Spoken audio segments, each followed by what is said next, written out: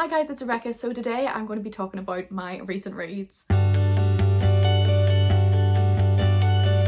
So I have read quite a few books since my last video, so I thought that I will just do like a little review wrap up. I don't really like doing this monthly because it kind of puts me under pressure, so I would rather just compile them and show them as I go along. So let's get into all of the books that I have read recently and we can go through all of my thoughts. The first one that I read recently is The Ghostwoods by CJ Cook. I had read The Lighthouse Witches by the same author. She is from Belfast, so that's why I actually ended up picking that one up. I really loved The Lighthouse Witches. I thought it was so good. This one, however, I was so disappointed with. It was unfortunately just really boring. She writes magical realism books. It's usually set in dual timelines, so this has a dual timeline. It follows girls who are brought to what's called Lichen Hall, and it's basically this institution for women who have got pregnant outside marriage. But weird things start to happen. It's kind of like spooky. The spookiness just didn't do it for me. I ended up giving this 2 stars just because I thought it could have just stuck with one timeline. The two were too similar and it became really confusing. It really took me out of the story. I definitely think it would have been a lot better if this had been done in one timeline. The reveal wasn't what I really was hoping for. I was just so disappointed by this because I thought The Lighthouse Witches was so amazing. I will definitely give her another go, but I just really didn't enjoy this one at all. It was so disappointing for me. So the next book that I have is The Heart of a Dog by Mikhail Bulgakov. This is a Russian classic and it was my first ever Russian classic. It is very small, so I thought I should start with this one. It is the weirdest thing I have ever read in my whole entire life, and I like weird books. This was very weird. So it's basically about this professor, this doctor, who does an experiment on a dog. It starts out where we're in the dog's point of view. This professor does an experiment where he takes a pituitary gland from this alcoholic's brain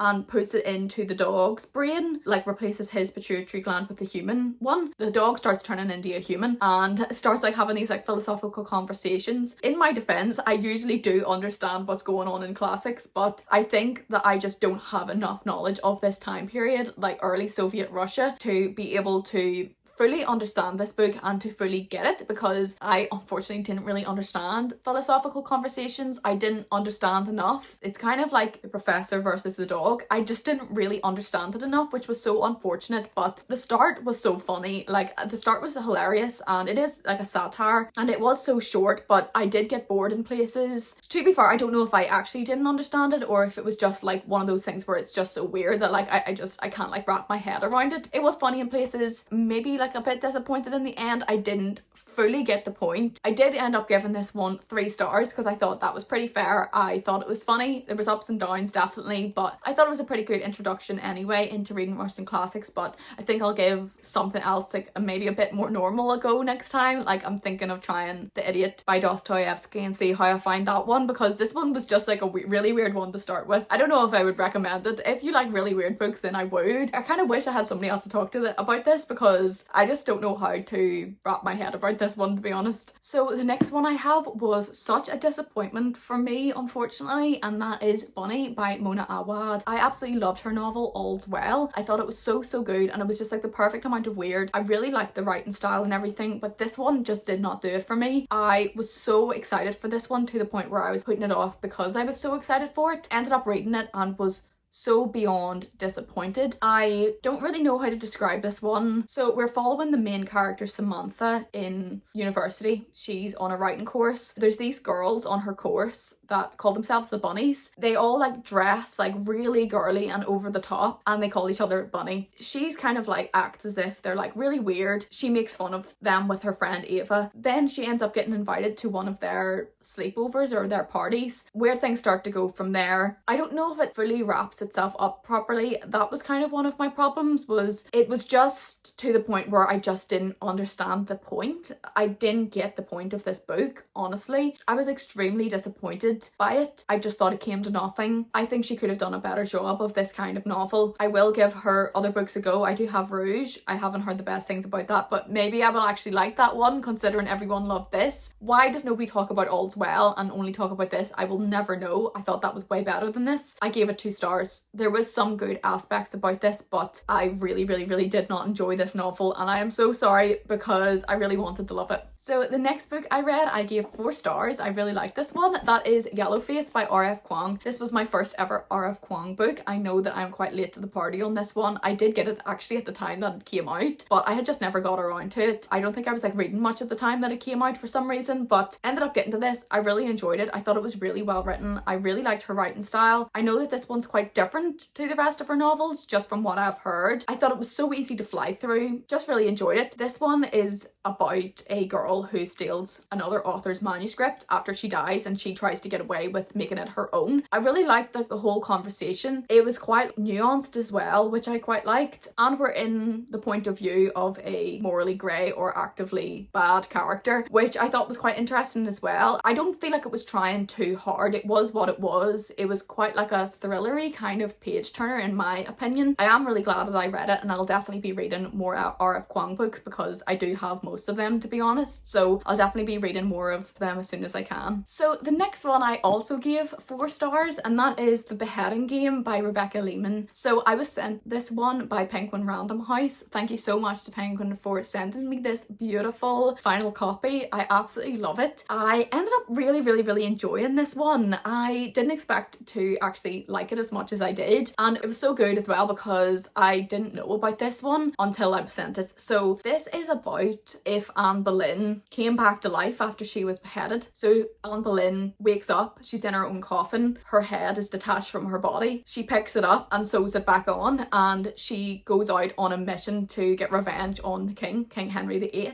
I really liked it. It was quite simple but like entertaining, and it was good to know and learn about more about this time period, and as well like the other people that were in King Henry VIII's court. I thought that was quite interesting because I didn't really know about Thomas Cromwell, who was one of Henry's right-hand men. I ended up looking up about him, and it was interesting to find out that Oliver Cromwell was like one of his descendants. That was interesting, and it was just like small things like that that I did learn from this. It was just good. It was just an entertaining read. Obviously there's a bit of magical realism with her coming back to life. We didn't really fully learn why she comes back to life, which was the only bit that maybe was like a bit disappointing for me, and at some points it was like unnecessarily kind of vulgar for shock value, which I didn't really appreciate. That wasn't necessarily the problem. It was using words that I don't think would have existed at that time, so we were kind of jumping between dialogue that we would use now and dialogue that they would have used then, and it just didn't really match up. So that was something that like was disappointing about this. Overall, whenever I like take that out of the picture, it was a good book. It was different and it was fun, and I really like a historical fiction. It was really interesting for me, and I'm so glad that I received it because it was just like an unexpected one, and I ended up really enjoying it. So definitely recommend it. It's definitely really different and really interesting, and the cover is actually so cool. The next book that I have was also a 4-star. I think there's a bit of a trend here, but this is the most recent book that I read. This is The Cruel Prince by Holly Black. I love this. I absolutely love this. This would be like a high 4-star. I never really give things 0.5 or anything like that because I don't think that I would be able to keep track of it, but I really enjoyed this. I did not expect to like this as much as I did, and I'm kind of raging that I left it this long to read. I bought The Wicked King like immediately after. That's the second book. I immediately bought it to continue on, and I have just started it, so I'm so excited to continue on with this series. If you don't know, this is basically about a girl, the main character Jude. She gets brought to the world of fairy. Her parents are murdered by her sister's actual father, who is a fairy. I'm not explaining this very well. So if you don't know what this is about, this follows the main character Jude, who at the very beginning her parents are murdered because it actually turns out her sister is a fairy. Her real father comes to collect her and kills her parents. Jude and her 2 sisters are then brought to the world of fairy, and Jude gets brought up there. She doesn't really want to be mortal. She wants to belong. It's kind of about what she does to achieve that and what she is willing to like sacrifice and do to belong. I actually found it really interesting that I don't think that Jude is a wholly good